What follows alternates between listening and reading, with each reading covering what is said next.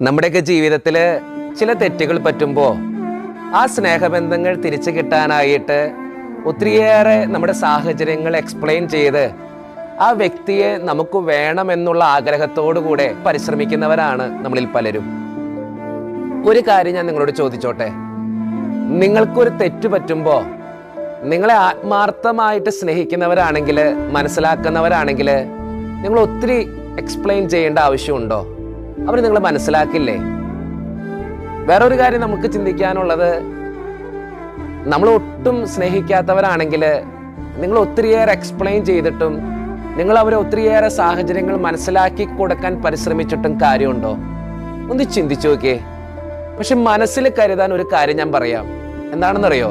നമുക്ക് എത്രയേറെ തെറ്റ് പറ്റിയാലും എത്രയേറെ കുറവുണ്ടെങ്കിലും നമ്മുടെ സ്നേഹത്തിന് വേണ്ടി കാത്തിരിക്കുന്ന, നമ്മുടെ തിരിച്ചുവരവിന് വേണ്ടി കാത്തിരിക്കുന്ന ഒരു ദൈവമുണ്ട്.